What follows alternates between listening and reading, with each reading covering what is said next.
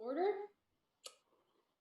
So the first thing, the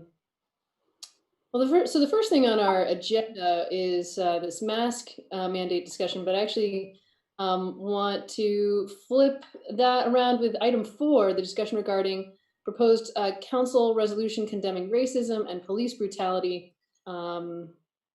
So if there's no objection to that, I'd love to do that first. And any objection to that? No. Nope. Okay, great. So I'm going to turn that over to Lauren to talk about. Yeah, and so I had been working on a resolution, as the name states, condemning police brutality and racism. And I know this is an issue top of mind for our community, really important, and really, hope that as the city council, we can make a statement on this. I was trying to pull it together quickly and was getting some input from some important stakeholders, and ended up not having enough time to incorporate and try to get the language right so that it really kind of reflects what I hope to put forward to you all to consider. So I'm hoping we can consider that next week. And apologies for the kind of coming in last minute, but would rather get it right than try to rush it, knowing it's a really important statement that I hope we can make together. So that's the short update, and that will give more time for you all to kind of look at it and consider it than trying to rush it out to you.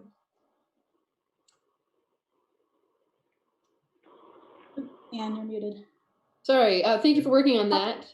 Dan. Yeah, just a quick question as to, is this a resolution that would, obviously condemn these racism and brutality, but is there any type of action that's attached to it? The action that it's speaking to is effectively affirming our commitment to, continuously be working as a community to ensure that, our city, and working with our police department to make sure we're implementing, the best possible practices, and that we're kind of convening community conversations on this topic, as we've previously kind of enshrined in our Social and Economic Justice Advisory Committee. So those are the pieces that I'm working to make sure that I can really refine and make sure they are the right next steps, or the right kind of what we're resolving to do from here. And along those lines, I received an email from a constituent asking, if there was any sort of formal committee that has ever to give sort of a channel of feedback to the police, not saying that necessarily we have a problem here, but and it just made me realize, and maybe Bill, the answer to this, has there ever been any type of sort of formal conduit to the police as a citizen advisory panel, or something similar? Because it strikes me that it's one thing for this resolution to condemn, and but it raises an interesting question of how do we as citizens give feedback to the police?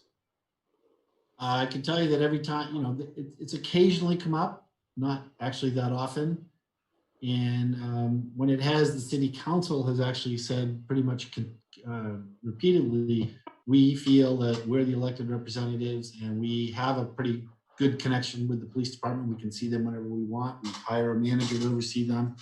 And that is the avenue for people to have direct control. We're not so big that the police is out of our sight. And that said, groups like the Community Justice Center have interactions with them. The Social Economic Justice Committee have interactions or offer suggestions and look at things. Various groups have come up over the years to talk about specific issues, committees, but typically whenever any kind of police advisory or oversight or whatever committees come up, at least in the past, council has said, we got this. So, I guess my own opinion is it's worked really well. We haven't had any, we've got an excellent police department. We don't have a lot of cause for concern. We've pushed for high standards. They've delivered high standards. And I think the council's been a great reflection of the community for the police department. Right. Any other comments on this particular topic? Okay, I also just, sorry, I feel like I heard someone there. Yeah, I want to speak on this. This is Steve Whitaker. Oh, hi. Go ahead, Steve.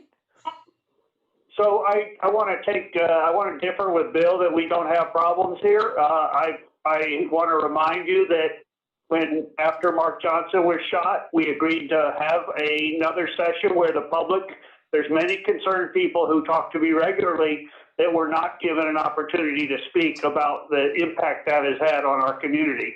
And instead, it was brushed under the rug at seventh on the menu of the next meeting and considered finished.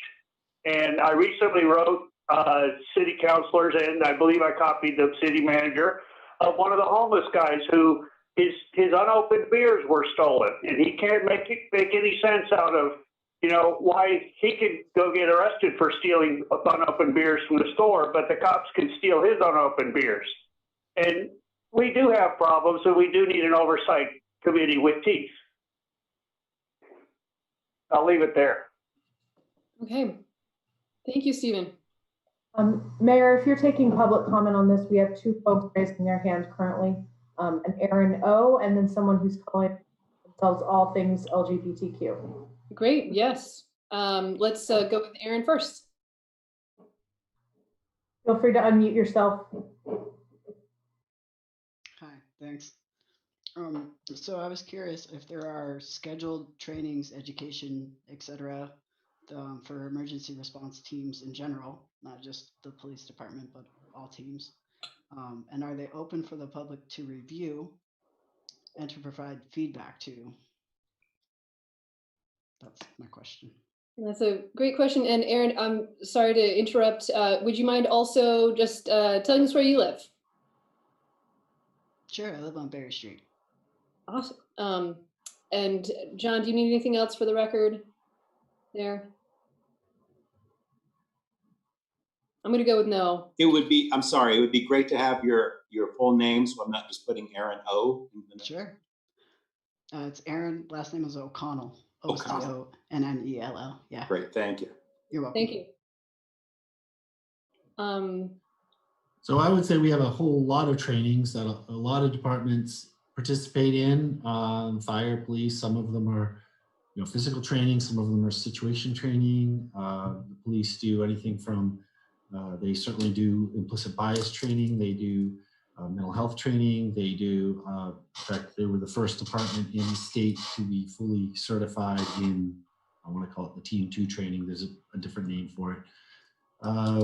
They do tactical training. They do, emergency response training. They do interactions. So all sorts of training. The chief usually reviews those with the council during budget time or at other times to go over. We'd be happy to go through and provide a list of what the types of training are. It's pretty ongoing. I think the same with the fire department and DPW. We have all sorts of things. As a city, we specifically to speak to this point, we try to do annually implicit bias and those types of training for all of the folks that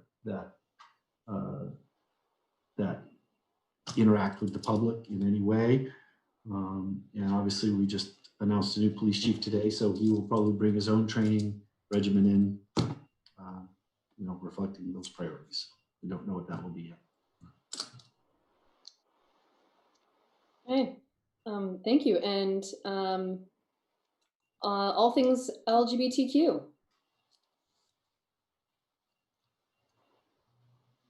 Yes, first of all, I'd like to identify myself. My name is Ann Charles, and my Zoom account is under the name of a cable access show we have. But I'm not calling from all things LGBTQ. I'm calling as a private citizen. And my second point is I had originally planned to just listen to the mask discussion, but since this has come up, and I don't want to be confrontational, but I was a little concerned by Mr. Frazier's pat answer, everything is fine.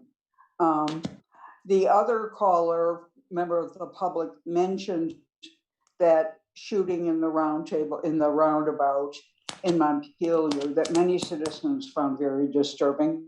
And, you know, as a citizen who's been following, I've lived here 12 years in Montpelier, you know, when that young man was shot in the high school, that he was shot 14 times. I mean, a lot of these things raise concerns and the public has them, but you know, so I was disturbed by Mr. Frazier saying everything's fine, it's all good, we're perfect, we've got training, we've got everything in place, because I would argue that everything isn't necessarily in place.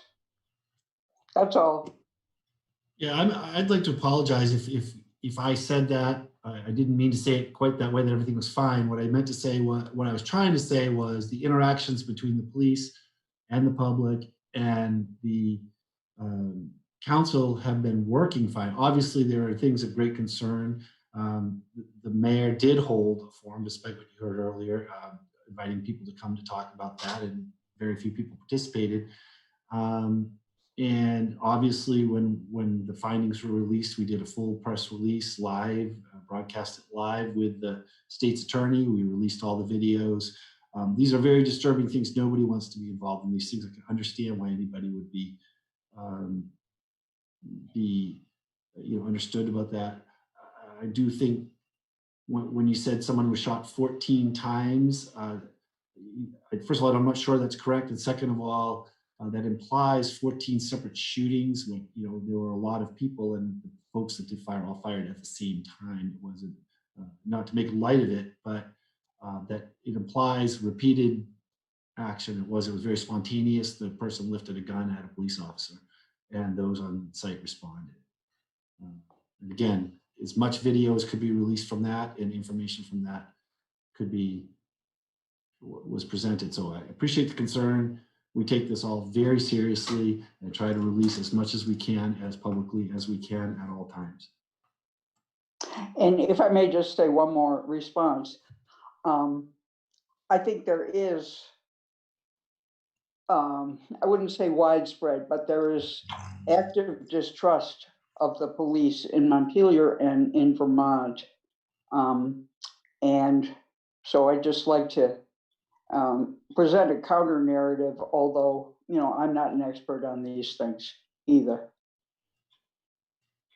Thank you. I think there's always some distrust of police everywhere. And it's something we try to work all the time to break down. And you probably didn't hear the new chief today talk about that's his top priority, is to reach out to the community and build as much trust as possible. Very good. Thank you. Yeah, Anne. Yes. Oh, I'm sorry. There's another person has raised their hands, but go ahead. And you go ahead to unmute yourself. I'm the person that wrote the letters this morning to most of the council members and to you, the mayor, and I did write a letter to the current police chief, although I had heard about the new police chief. And first of all, I want to thank you for all the work that you do. I've lived in Montpelier for a number of years now, and I call it home, and I love Montpelier. It's my favorite city in the world. And I spend a lot of time in Philly and New York City and Boston, and that's where we go for fun and museums. But I did write a letter about a citizen oversight committee because, well, I feel very safe in this town most of the time. And I feel like everything that's happening in the world, we do a great job at a lot of things. And I think like to sort of intercept this at a time where it's advantageous because we have a new police chief coming in, that we could really like, I love reading the police log because it's like we close down the tourism shack and we walk these people to the bank. And I'm just like, oh, that's so cute. And that's always the wonderful thing about Montpelier is that there's community policing. And I've never had a run-in. I've had run-ins with police in other places, but never here. And as a person of color, I'm always like, on edge about things, but Montpelier is my home. I grew up in Marshfield. I lived in Montreal. I came back here because I couldn't quite move back to Marshfield, but I love Montpelier and it is my home. And I'm just like, this is a place that is wonderful and we can make it better. And I'm hoping, like, I think about like how we can make it better before it gets worse and how we can be a shining example, because my daughter lives here and I want her to be like, I want to live in Montpelier when I grow up. We have so many friends here and it's a great place. And I just want to keep it a great place. And that's why I wrote you guys. And that's why I really, really hope that we can do something. I know there's been efforts in the past. I know there's been people involved that it's sort of like, but the urgency is here. And the people that want to participate on their own level, where they say we have to address white supremacy, we have to do this, we have to do that. I mean, even if it's just simple questions, it doesn't have to be a StatCom meeting. It doesn't have to be morbidity and mortality.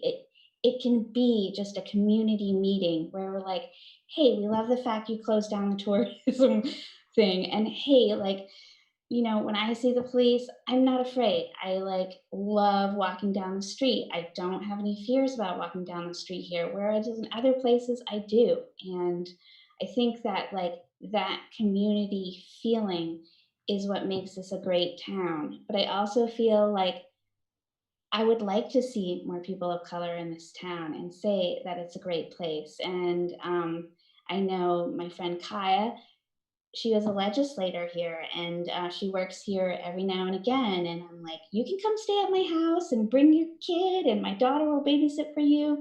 And that's what I want, like everybody to feel welcome here. And if we have a history of doing the right thing, then that's what's important. Not just like, we tried this, we couldn't do it. We don't need to do it because it's addressed. We just do it because we meet as community members and we talk about things. And it's like the old town meetings where like people talk to me about Vermont town meetings. Like that's where we meet each other face to face. And there's no like amount of work that I won't put in and hours I won't put in. But this is really important because I think this town deserves it. And I think it's important because this is our capital city and we do lots of great things, like not letting McDonald's in. So we can do more great things. And I really believe in this. Thank you. I'm done. Great. Thank you. I'll just add that I think we would be delighted, and I'm certain that both the present chief and the new chief would be happy to have community forums and group meetings. I think that's a great suggestion. And set those up on a regular basis. I think it's a wonderful idea. You know, if this was during normal time, I feel like something that would be really neat would be even just like an introductory meeting, like to say, hey Montpelier, here's our new police chief, come and meet our new chief and ask him all the questions you have, almost as like an initial meeting as to like what you're suggesting. That's not exactly the same as an oversight board, but it's an interesting, it could be a first step towards that. Anyway, I'm open to that, and let's talk more about it. Great, thanks so much. Oh, and John, do you actually, so Anne or On, I just it would be great if we knew your full name and where you live.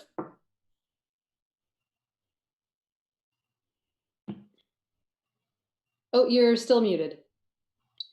My full name is Anne Ducharme, and I live on Berry Street, 191 Berry Street, 202.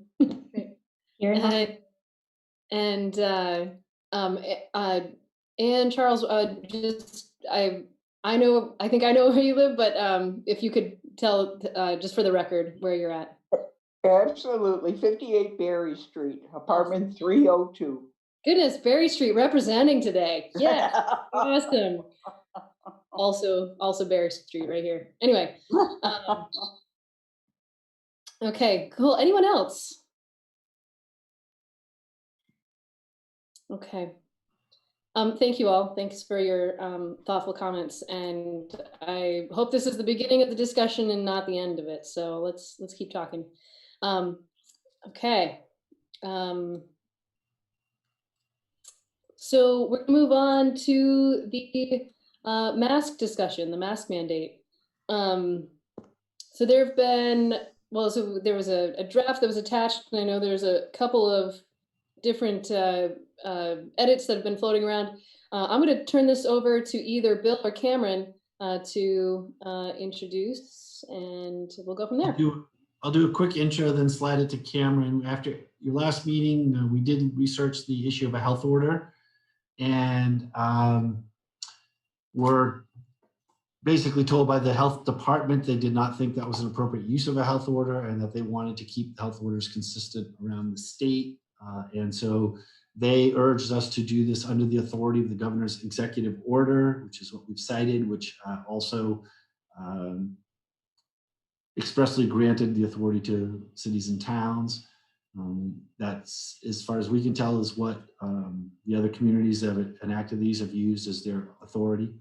And Cameron did the drafting based primarily on Brattleboro. I think we had last meeting when we talked about this, people liked their approach, so we use that as our primary basis. But I'll turn that over to her for the details. Yes, so in the order, we did make sure to cite your legislative power to do this, and the instructions from the governor that he wants legislative bodies of each municipality to enact these. Also, based on your feedback from last week, we added a more robust exceptions section and made sure that that language was consistent with what the state's guidance is. So that does include an age limit. The state recommended and the health department recommended anyone under the age of 2 to not wear a mask.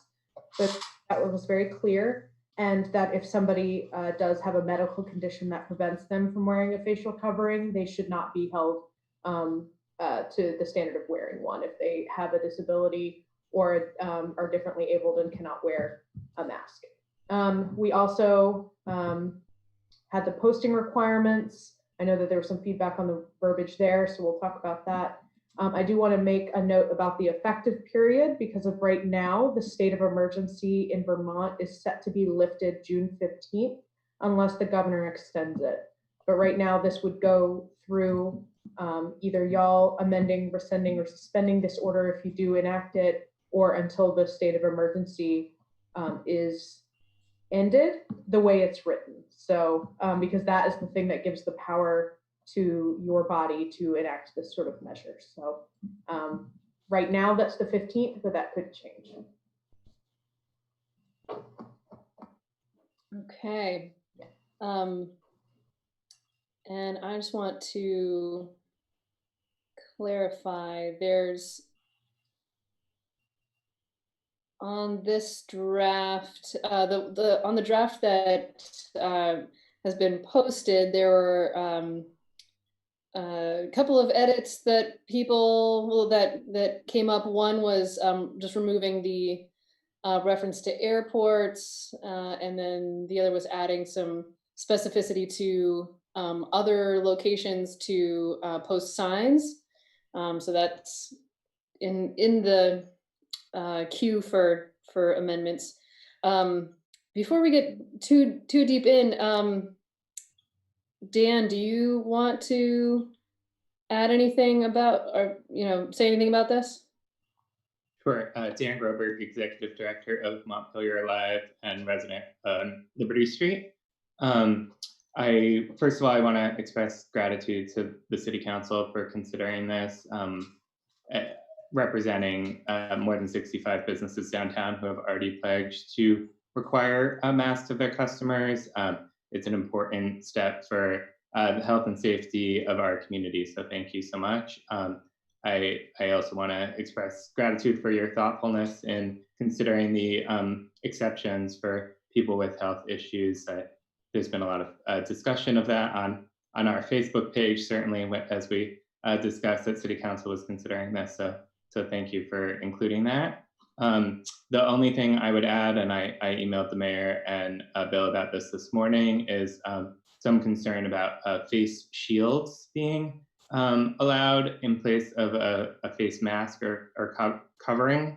As of the last we heard from the Agency of Commerce and Community Development, face shields are not an acceptable substitution for face masks, except if there's an underlying health condition that prevents the mask from being worn. And there was some concern among businesses that if there was an alternative presented, that then this whole sort of unified front that we're trying to present by having a city ordinance might get impacted by having some businesses that were interested in allowing the shields and others that weren't. So I'm encouraging the council to remove the masks, or perhaps to move that into the section about exceptions, and maybe say that that could be an acceptable alternative if there's an underlying health condition that prevents the use of a mask. Thank you. Great, thank you. Yeah, Jack. Thank you. I'm unmuted, right? Yeah, I'm unmuted. Thank you. I emailed the council a proposal of amendment. I wasn't sure exactly how to manage this, given that we were not going to be here in person. So I thought this would be an easy way to get it in front of people. And I would share the screen, share this document to the screen, except I don't know how to do it. But part of my takeaway from a meeting we had last week was that, because we talked about the fact that right now businesses have the authority to refuse entry to anyone that doesn't wear a mask if they choose to do that. And I had the sense that businesses didn't want to be the heavies, didn't want to be the one that was telling people you can't come in if you don't wear a mask. But when the way the language is drafted, it still puts that burden on the business of requiring customers, staff, and visitors to wear a mask. So my proposed amendment, the highlighted language would be to require, be basically saying, as a matter of this city ordinance, the city itself is telling people you are required to wear a mask when you enter an establishment located in the city of Montpelier. And so the proposal, and I move to make this amendment to add the language after the word 2020, any person, whether an employee, a customer, or a visitor who enters, and then deletes the word all, adds the word and, deletes the S from establishments, and then continuing on, shall, deleting, require both staff and customers or visitors to. So just read that any person, whether an employee, a customer, or a visitor who enters an establishment located in the city of Montpelier shall wear face coverings or face shields over their nose and mouth while inside the establishment. And then it just makes clear that this is a general requirement imposed by the city on everyone entering a business in the city. I have a question on that. It's all right, Mayor. I just want to address what Dan just said about moving the face shields to the exceptions section, stating it like if anyone has a medical condition that is complicated by facial coverings like a cloth mask, a face shield is an appropriate alternative. Maybe taking it out of that section. I agree with that idea, yeah. Connor and then Dan. So I'll second the motions with Cameron's suggested edit there. And just say, I think when we do this, we don't do it lightly. I spoke to a couple business owners today who, it's very real for them as they're started back up. They've been through the mill already with the coronavirus, and just the thought of, this may be preventing them from having a couple of customers. is very anxiety inducing to them. But, you know, government, like in municipal government, including, really is operating at the apex of its power during the coronavirus. And I think every meeting we go to, there are things we try to decide that might be outside our comfort level a bit. I still think this should have been a state initiative, but it's not. And when you talk to workers, when it comes back, I think it is a workers issue. We spoke about this last time. I spoke to a couple of retail workers who said, you know, my boss isn't requiring this. And every day when I go to work, I go to work with a pit in my stomach because I can see people going in and out. And I don't want this to happen to my family and myself.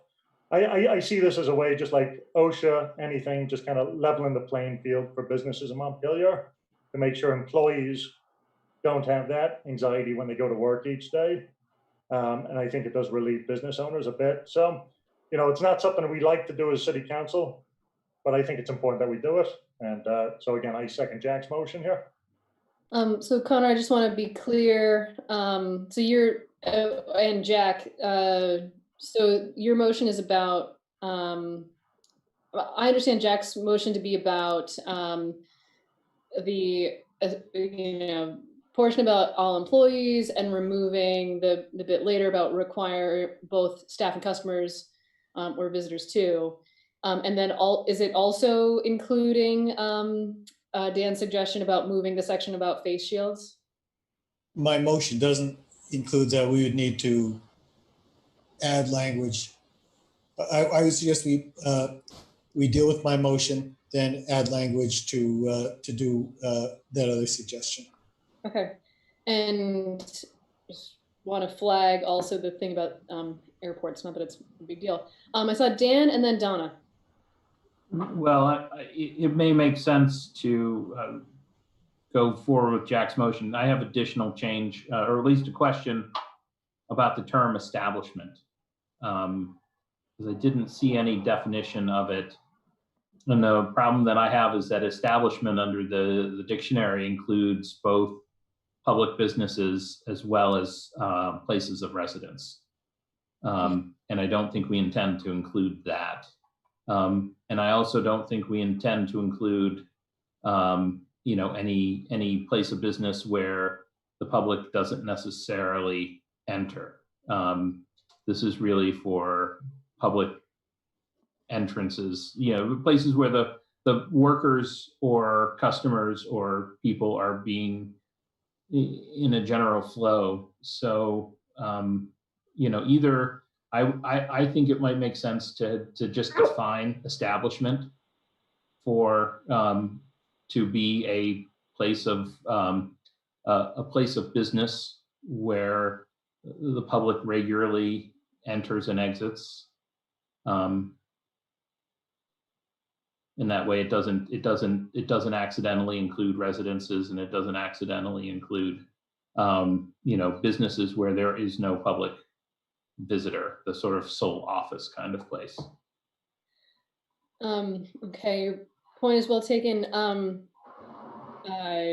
hoping to keep it, just because there was a motion on this, maybe we should right, and I'm willing to, yeah. That's why I say I'm willing to, sorry, I went a little too far. Okay. No worries. I would like to sort of read the statement aloud again, sort of with Jack's amendment, so that we can get the understanding, because I think the way it's written underlines what Dan is talking about. So I just want to read it out loud one more time and sort of get the understanding of what the motion is, if that's okay, Mayor. That is okay. Mayor, are you going to take public comment on this?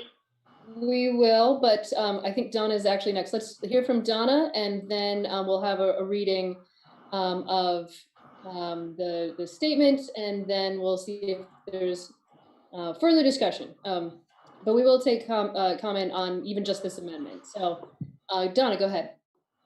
Do you want me to go before Cameron or after her? No, you go before. But it's on this topic? I mean, I do agree with Cameron that the whole statement makes it very clear that it's not a private resident. And you could add the word public in front of establishment. I would hope that Jack would be willing, maybe either we have a lot of motions, or we could add public in front of establishment, take out face shields, and accept his proposal. Would you be open to that, Jack? Or do we need to make several motions? Oh, sure, that's fine with me. All good too. So that it would read, who enters a public establishment, and it just further defines what is later said, establishment, purpose of receiving services, purchasing products, or otherwise conducting business, shall wear face coverings over their nose and mouth while inside the establishment. Is that clear, John? John Odom?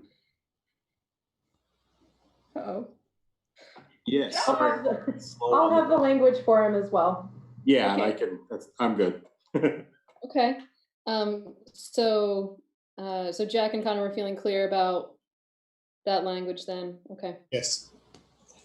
And okay, so any other comments from the council on this particular amendment? And then we'll go to comments from the public. Okay. Any comments from the public on this?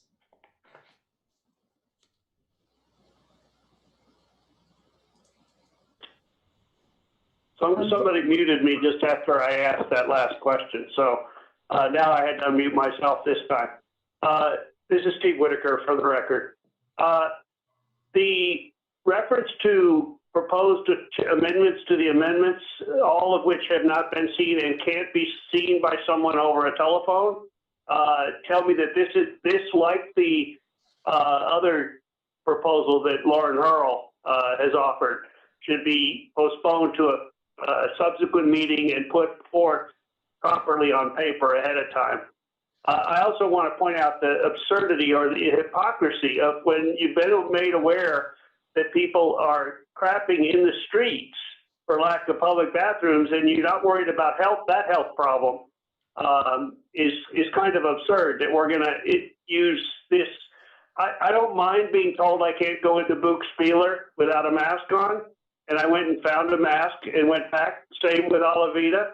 I think the merchants can handle this at their own discretion to kind of be the big brother and say, we're going to absolve you of the need to be the heavy is really patently absurd when you got bigger problems on your plate, like lack of public restrooms and a lot of people making real public health hazards out of that, which is contagious. So I think I would ask that you consider properly presenting this in full written form and dealing with it at a subsequent. It may be moot in 2 weeks anyway, so you're really going through the motions, you know, and deal with some of the bigger problems. Thank you. Hey, thank you, Stephen. Any further comment from the public? We have two hands raised, Dan Groberg and Ann Charles. Okay, let's go with Ann Charles first, and then we'll go to Dan, if that's all right. Go ahead, Ann. Thank you. I became concerned about this for several reasons that I think are obvious to most of the members of this committee. I couldn't come last week, but I listened to most of your session, and it seemed like we were all on the same page. The reason I was originally concerned is that there's so much backlash on Front Porch Forum and elsewhere in the public to a modest measure of requiring customers to wear masks that I'm really appalled. And I agree with all of the speakers. I can remember Connor and one other person who spoke with merchants in rural area, you know, outside of Montpelier, who said that it's unfair to put the burden on them. And I think of several merchants who are my friends who, I mean, we hear around the country of violence against people trying to enforce this very modest measure. So, you know, and Dan Groberg, I didn't realize about his initiative of, you know, what is it, 84 businesses signed on to it. I learned about it last time. I'd like to applaud that. And I'd like to applaud all your efforts. And I hope cooler heads are prevailing in this body, and they seem to be. So that's all I have to say, really. Thank you, Anne. Dan, go ahead. Thank you. I realized while we're while we're already amending things, that as I understand the order as written, there are not any exceptions for businesses in which it would be impossible to wear a mask while, like for instance, I can think of indoor dining, which is going to be allowed shortly. I can also think of close contact businesses like hairstylists are currently allowed to do like beard trims or things like that that might require you to remove a mask. And I'm not sure that that's addressed in this order. So do you have any suggestions regarding that? Or that we just revisit it once the rules have changed? I mean, I think there are businesses that it would impact already, Okay. so I would be concerned about revisiting it subsequently. I wonder if there's some way to put it in the exceptions, like Salons. it's hard to say like where state guidance has accepted it because state guidance is not requiring it to begin with, but perhaps there's some way to say like in specific circumstances where state guidance allows. I don't really know. There are brighter minds who are in charge of writing these things on the call. So there is an exceptions section. Perhaps we can call out some businesses that we know will, like it doesn't make sense for them to do business while wearing masks. But let's revisit that. So, because right now we have a motion and it's been seconded on some specific language changes. Any further discussion about that? Okay, all in favor, please say aye. Aye. Aye. Okay. Aye. And opposed? Okay, did not see anyone there, so the motion carries. So we've changed it a bit. I want to come back to, actually, Lauren, did you have something you wanted to add? I feel like you've been kind of raising your hand. Yeah, no, I just had No. two really clear things, which apologies for not getting the chance to email.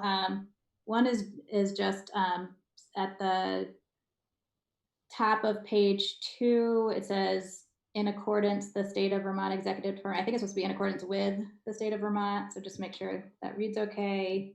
And then we've got, if people can see where that is. And then we have the paragraph right above that, the very bottom of page 1, it says starting June 3rd, all establishments. I'm wondering if we like pass this now, if there's businesses open this evening. I don't know if there are, but like, should we do it tomorrow at least so people could get the word out? Or is there some kind of notice to our businesses, especially since they're gonna have to figure out signage and that kind of stuff? Just a little bit of cushion there might be good. Would you suggest tomorrow, Friday, Monday, Saturday? I don't know if Dan Groberg might have thoughts, if people feel like it immediately is good, so people can just start referring to us if you know, so maybe even as soon as tomorrow, and we can post it tonight up publicly and stuff, and Dan can send message to the members. And I don't want to delay this because it seems like it's helpful to the businesses from what we're hearing. It seems like until we can put the word out, it's hard to, to say. I could suggest a compromise in which the signage is not required until Monday, perhaps, but the ordinance goes into effect tomorrow. That makes sense to me. Sorry, so you're saying the signage isn't required until perhaps Monday? Correct. Okay. Lauren, are you making a motion to make these changes? I can, unless, I don't know if anyone else has any other simple ones that could be lumped, or if it's easier to just. Could we also include in that the removal of or airports? Airports, yes. Airports, yes.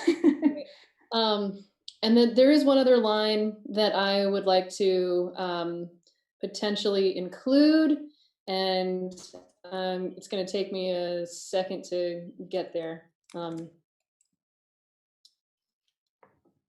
But I want to come back to Dan. You had made a comment earlier about public establishments or establishments in general. How are you feeling about that with the modifications we've made so far?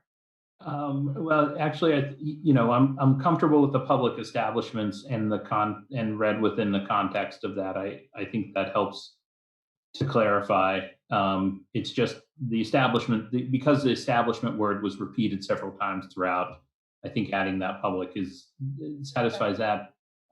I think my other concern, dovetails a little bit with Dan Groberg's concern, which is that I don't think we want this mask requirement to apply where it would either thwart the activity, such as a restaurant, or where it would serve no public purpose, such as a single occupant office where there isn't a flow of traffic. As I sit here in my office alone, I wonder if this ordinance would require me to wear a mask in those circumstances. And I think it's just something that I want to be satisfied that either we have an exception or the language can be read not to apply in such a case. So let's revisit the exceptions part in a minute. I feel like we're kind of in like perfunctory sort of, right. Or easiest changes right now.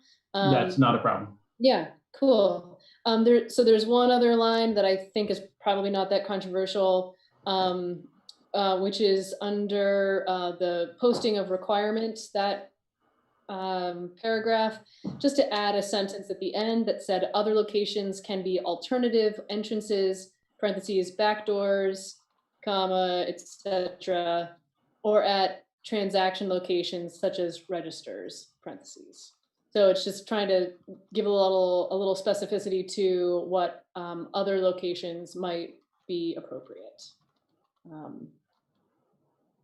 Any other sort of perfunctory stuff? Jack. On that posting requirement, I just went back and looked at it as you were talking about it.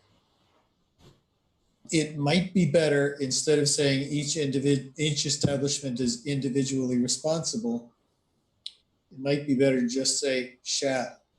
Each establishment shall post signage. That makes sense to me. So as we're keeping track here, we have in accordance with the state of Vermont, removal of airports, the line about other locations, changing the posting requirement to shall, and then also an effective date of, what did we say, for Monday for the posting requirement. I think that's 5 changes. Is there anything else that's relatively perfunctory here? Donna. Well, I just wondered if in the exceptions, could you put except while eating? Well, let's deal with the exceptions in a minute, because I think that's going to be a little bit. Okay. Yeah. Go ahead, Dan. A suggestion to, oh, sorry, I don't know which Dan you were talking about, but I was going to suggest language to help the other Dan. So adding the language while in the presence of others, that's language that's appeared in other state sector. The other piece is like, I'm thinking about my, employees who are in their stores by themselves. Maybe they want a break from their mask between customers because they're annoying to wear, or maybe they're not actually open, they're just preparing orders or doing other things. Do they need to be wearing a mask? So perhaps while in the presence of others would be language. Where would we, I think we're still going to need to revisit the exceptions part, probably because of salons, but where? So it could be, sorry, I have so many windows open. While inside the establishment and in the presence of others. Which paragraph is that under? That's requirement to wear. Paragraph under requirement to wear face covering. Okay, great. Okay. So is there a motion regarding these changes? I'll make that motion. I'll second it. Okay, any further discussion about these changes? Do I need to list them again? Or are we feeling pretty clear? As long as we're including Dan's suggestion, which I think does hit exactly on the nail head, the concern that I had. Okay, While in the presence of others, and then these minor edits as well as what I understand my motion to include. yep, great. Okay, any further discussion on this? Okay, all in favor, please say aye. Aye. Aye. Opposed? Okay, Dan, I saw Dan first and then Jack. Okay, I've taken a stab at possible language to Dan's concern, which is we could, if you're ready to talk about exceptions. Yes, yes, that would be the time. So I would suggest this sentence in the exceptions just at the end of the current exception saying, this ordinance shall not strictly apply if it would frustrate the primary purpose of the business, such as a restaurant or salon. Can you please repeat that for me? I'm keeping track of edits for John. This ordinance shall not strictly apply if it would frustrate the primary purpose of the business, such as a restaurant or salon. Cool. Jack, then Lauren. It's exactly where I was going. I have a slightly different formulation, so we can decide which one of them we like better. And mine would go on the same space at the end of exceptions, and it would say, masks will not be required for healthcare, health and beauty, close contact, food service, or other business establishments in which the nature of the service provided is incompatible with the wearing of a mask. I think you want to be careful about food service because during the preparation of food and that kind of stuff. Good point. Okay, so Lauren and then Donna. Yeah, I guess hearing those two iterations, I mean, I might be more inclined towards Dan not getting into naming because, I mean, I'm thinking Jax would cover some of this, but, you know, you can start thinking of, you know, dentistry, I don't know, if gyms open, things like that, where wearing a mask might be difficult.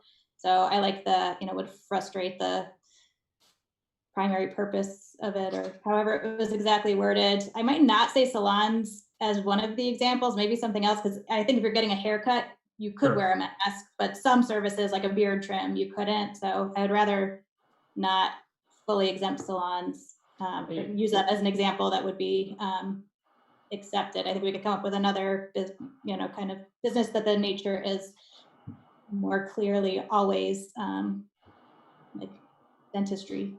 Sure, and I'm happy to even remove the examples because, you know, that just may be the cleanest way and just leave the language frustrate the primary purpose of the business. Okay. Donna. Dan, my question for that example is, when you go into a restaurant, I would still expect people to wear a mask, except when they're seated at their table with their group and they're eating.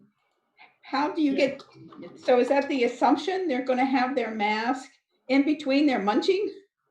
So, and that's actually, so I guess I would add this clause and as a refinement on that is that this ordinance shall not strictly apply to the extent it would frustrate the primary purpose of the business.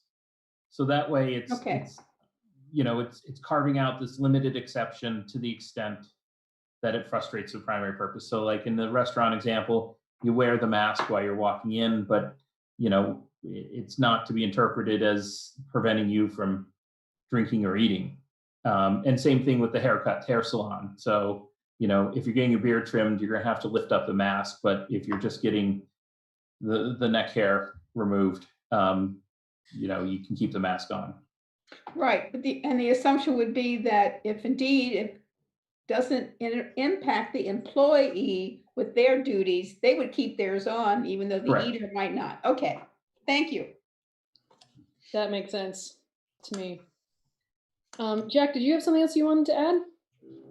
No, I'm happy with where we're going. Okay. Connor.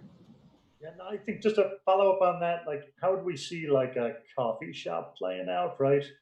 You go in, you buy a coffee, maybe you have a couple sips on the way out or something. How would that fall into something like this? Well, at least I would think, the way the coffee shops are being formulated right now, they're not on premises consumption, they're takeout. So that's not the primary purpose to sit there and drink coffee. But presumably if they did, yeah, you would be able to sip the coffee. But if you're just walking out and you can't wait to get that caffeine, I don't think you're frustrating. It wouldn't frustrate the primary purpose for you to sit to either the shop owner or who was ever enforcing this to say, just wait and go out. And I wouldn't interpret this exception to apply to that situation. I would imagine as well that if you're actually in the establishment getting coffee, then there maybe that would be at such a time that other people are able to dine. And so you're effectively, dining in a certain sense at that point. I think we also have to understand that, this is a whole new territory of regulation and practice for everybody, and we're probably not going to cover every detail and explicitly. And some of this we may have to learn as we go, but the message is wear your masks in a public place in any establishment. And I think before we get too into the weeds, that's where you all wanted to head and where we probably want to go. Yeah. So, Lauren. Just wanted to circle back. Did we in Jack's amendment fix the issue that Dan Groberg had raised about face shields? I was just trying to remember. Had we removed that, and then did we add that language to the exception language, or did we want to? Now that we're in the exceptions, as an alternative, people could wear with health or other challenges. We had talked about maybe doing that, so I wanted to just re-raise that. I think we removed it from the previous section, but we did not add it into the exceptions. Is that correct, Cameron? Mm-hmm. Donna, go ahead. I understand a bit of your concern. I would rather not add face shields to the exceptions because I feel it's a heavier burden to find them, for one thing, and that people may still have the same health issues. That may. Well, I think I just want to put that out there that if you say something like, if anyone has a medical condition that's complicated by a facial covering, like a cloth mask, a face shield is an appropriate alternative if they feel safe. So it makes that if they have that, they know that it's an alternative that they can wear inside that building. Okay, an alternative versus a requirement, you mean? Right. Okay. Right. Okay. Thank you. Mm-hmm. So it's feeling like we may be at the point of another motion to amend this language, either with Dan's or with Jack's language, and then possibly also plus adding in the face mask alternative. Thoughts on that? Anyone want to make a motion? Can you take a comment at this point? Yeah, sure, go for it, Stephen. Okay, I'm trying to look at this from a point of view of both a customer and a merchant, and it's unclear who's responsible for enforcing this and what the penalties are. If it's going to be so complex that the merchants are going to be nervous whether they need a lawyer to interpret it, and whether or not they're on the hook for a fine for not understanding it versus or is there even a penalty in this at all? But I'm just, the concern is that this is possibly more for show than anything else, and that it isn't really workable at the current way we're proceeding to do it. And I'll just, again, ask you to table it until you can really figure out whether, maybe you want to require N95 masks because they're effective, Enough. Thank you. Well, you raise a good point about consequences. We've actually, I think this is the first emergency order I've ever been a part of issuing. So I don't know what's normal necessarily for consequences. Any comment about that, either Bill or? We did speak with Chief Fakis about this. You know, this is operating the same way as all of the state's orders, which is that expectation is that there will be voluntary compliance, and that has generally been the case here in Vermont. You know, certainly someone can violate this order. We'd have to look exactly what happened to them. But there's a secondary, if someone's in one of these establishments and are being asked to leave because they're in violation, they're also trespassing. And that, I think the police are more interested in eliminating the problem as it exists at the time, rather than necessarily fining people. That, you know, the idea is if someone's not doing something healthy, get them out of the situation.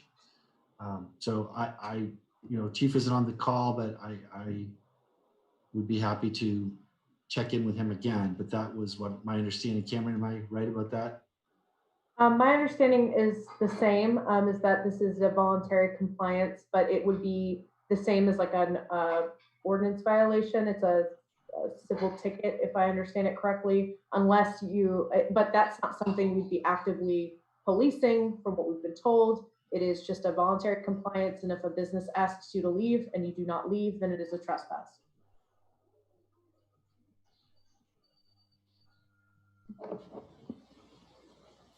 So coming back to the idea about, or the paragraph on exceptions, is there a motion regarding exceptions? I'll make a motion that we adopt the language that I proposed, as well as the face shield alternative language in the exceptions. Does anybody need that language? Okay, so we've got a couple seconds. Do we need that language read again, or do you feel clear? I would love to read it out loud just to make sure everyone is on the same page with what I wrote down. I want to make sure I captured everything. So I wrote at the end of the paragraph on exceptions, if anyone has a medical condition that is complicated by facial coverings like a cloth mask, a face shield is an appropriate alternative. And then in a new paragraph, this ordinance shall not strictly apply to the extent that it frustrates the primary purpose of the business. Jack. Mayor, I noticed that someone else had her hand up. Anne, I don't remember your last name, but before. Anne Charles. Okay. Oh. I apologize. Anne Charles, go ahead. Thank you, Jack, for identifying that.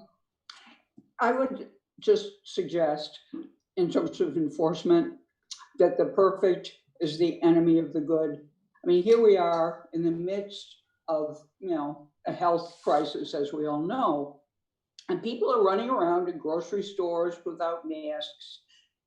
Tribalism is arising. People are getting mad at people not wearing masks. And so I think any measure that any ordinance like the one you're talking about would be a deterrent and would help. I mean, it just seems like a no-brainer. It would help merchants, it would help customers, it would diminish friction in the community. And, you know, I would think, you know, you're the experts, but if somebody, you know, doesn't adhere to a mask ordinance and someone calls the police, then, you know, they would be fined or whatever. I mean, I don't, one of my conversants on this issue said a fine penalizes the poor and so forth. But I think to focus on enforcement gets us off the, I mean, it's voluntary, and in certain circumstances it may need to be enforced, but I think passing it, and I would like to underscore what Lauren was saying, I think it needs to be kind of expeditious, because here people are running around in supermarkets and have for the last couple of weeks, and, you know, from my anecdotal observation, mask use has increased, but there are several people who, you know, we know who refuse to wear masks. So I think it would diminish friction and if we got caught up in concerns, if you become deterred by concerns about enforcement, that would slow it down. And I think, you know, expeditious action might be the best course here. Thank you, Ann. Thank you. Yep. Okay, I think there was a motion and a second. Any further discussion? Anyone from the public? Okay. All right, all in favor, please say aye. Aye. Aye. Opposed? Okay. All right, so we've got lots of refinements to this document. Anything further that people see that they would like to amend? Bill, did you have something? No, sorry, Yeah. I thought I thought you just passed it, so I'm not paying Oh, attention. No, we passed it. Sorry. No, it's okay. My understanding is that we've amended the proposal, but we haven't actually passed it yet. You're right. Okay. And Dan, go ahead. I'll be happy to put that on the table for discussion by making a motion that we adopt the ordinance as amended under our emergency powers as outlined within the ordinance. I'll second. Okay, any further discussion on this? Go ahead, Dan. I'll offer, you know, I think there's been a lot of, and I've heard from some constituents as well, concerns on both sides. I'm comfortable with this ordinance because I think it's narrowly drawn. It's focused on the emergency powers that we have and the issues. And as Ann mentioned in her comments, and Dan as well, this takes the issue off of people to make these decisions and leading to conflict. And it's for a very limited purpose. I don't think we go into this loosely or, you know, rashly. I think we have discussed this at past meetings.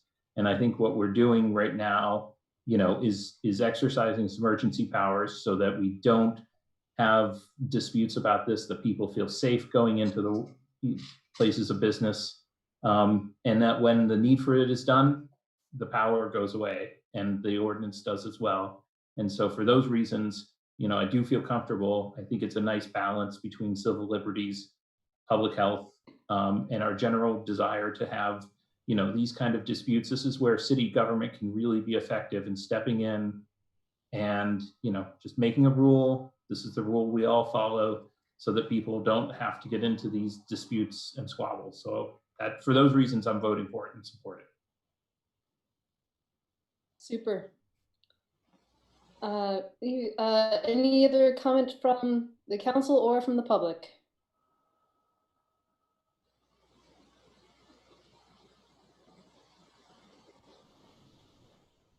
Okay. All right. So we had a motion and a second. All in favor, please say aye. Aye. Aye. Opposed? Okay. All right. Well, thanks everyone for that. Before we take our meeting to Langdon Street, I see that we are joined tonight by our newly hired police chief, Chief Pete. So, Bill, do you want to say anything? I'd love to like give you an opportunity to introduce yourself. Anyway, but go ahead, Bill. Sure. So we had a press conference this morning introducing Brian Pete as our next police chief. He's quarantining now, although I think he's going to walk Langdon Street with us tonight and get a sense of how we all operate. And he will begin working with us on June 15, which we're very excited about, along with Tony Fakis. And then when Tony finally says farewell to us on June 30, Chief Pete will take over for real on July 1st. Although I say for real, we do have to wait for you to get through. So this has nothing to do with the chief. This has everything to do with Vermont's certification process, which is archaic. It takes forever. So until he completes all the certification required to come in from another state, he won't have full police authority, but will certainly be the chief in charge of the department. So he won't be out issuing tickets or arresting people for a week or two or a month or two until that time comes. But we're delighted to have him. He was most recently the chief in Alamogordo, New Mexico. He's from Chicago, so he says the cold doesn't scare him. And he and his lovely wife, Natalie, and their adorable daughter, Gabriella, age 6, have already moved to Montpelier, and I think have got a house to buy, right? So I'm gonna let Brian say hi. Most of you city councilors were on the call this morning, but I wanted to also catch up while some members of the public were here. So Brian, put you on the spot. Yes, sir. Just good evening. Thank you all. It's a pleasure and honor to be here. An extreme privilege, and I'm very much looking forward to working for the citizens of this great city and doing my best to continue on the legacies and the foundations that have already been set by Chief Fakis, and to continue our culture of inclusivity, transparency, and accountability. So thank you all for your trust. Thank you for this amazing, outstanding opportunity. And again, I'm very much looking forward to being here. Thank you, Chief. You did miss actually a longer than expected conversation earlier in the meeting about police and transparency.